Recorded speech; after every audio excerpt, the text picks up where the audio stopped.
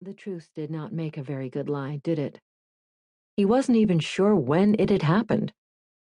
On the road outside Germania, when he'd flirted with burning rubber and death and she'd stared unflinchingly ahead? In the middle of the desert, when she'd called his cigarettes Scheiße, but smoked them anyway?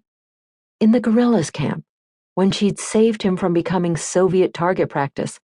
On the train, when the kiss Luca had meant only as bait became all too real? As sappy as it sounded, Luca decided it was the kiss that clinched it. When their lips met, he knew for certain that he was in love with this Fräulein again. He loved her. Scheiße! He loved her. It was a painful, razor feeling, an emotion that rose up in him like a phoenix, made of ashes and burning, so much stronger than it had ever been before. He'd even considered for a moment letting the race be a fair one, just him and Adele and the gnash of their Zündaps. But Luca's pride was just an ounce too inflated, a degree too wounded, to leave a second victory to chance. Yes, Adele had stolen his heart, but she'd stolen his victory too. Only when they were even, a heart for a heart, a victory for a victory, could they be together. So Luca placed a soporific on his lips and kissed her a second time. He meant every moment of it. Turns out, truths make the best lies. Luca Löwe won the race, but Adele had still managed to beat him. Adele Wolf, who did not love Luca, who never would. So now he was here, standing outside his own verdammte party. The leather of his jacket was battered, gone soft.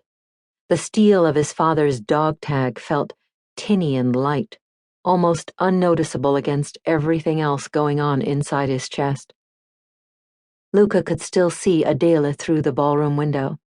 It was a special form of torture, watching her dance with the Führer. A strange, hungry look shimmered in Adele's eyes as she let the most powerful man in the world waltz her closer to the glass. A pure, concentrated feeling, like love. Or hate. Luca wasn't sure he could tell the difference between these emotions anymore. He tore his eyes away from the window, digging through his jacket pockets for a spare smoke and an almost empty matchbook. Luca jammed the cigarette between his lips, plucked out the final match. The first strike came to nothing. So did the second. His third attempt sent the matchstick flying into the gravel of the Imperial Palace's garden path. He was just leaning down when he heard pieces of Adele's voice through the glass. I am something. I am something, something, something.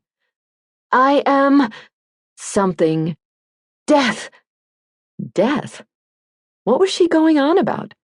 Probably confessing to the Führer that she loved him to death, like every other lemming soul in this. Boom! Luca looked up and saw the Führer falling. His chest looked as if it had been turned inside out. Standing over the body, left hand outstretched, still holding the gun, was Adele. She gathered up the hem of her kimono and turned, aiming her Walter P-38 at the window. The pistol's muzzle flared, glass exploded in 100 different angles. Luca flattened himself against the ground. Adele flew past, a flash of teal and crimson fabric, pale hair, glinting pistol, leaving gunshots, screams, broken glass, a shattered body in her wake. Adele Wolf had just shot the Führer. It was all happening again. Just like the rally at the Großer Platz, in front of the old Reichstag. Screams and blood and Adolf Hitler on his back. But this time, Luca realized, it was his fault. The only reason Adele Wolf had been at the Victor's Ball in the first place was because Luca had been Dummkopf enough to invite her. When the SS started putting the pieces of the evening together, his name would be at the top of their interrogation list. They would accuse him of collaborating, treason, charges not even Luca's double cross could shield him from. Although there'd be no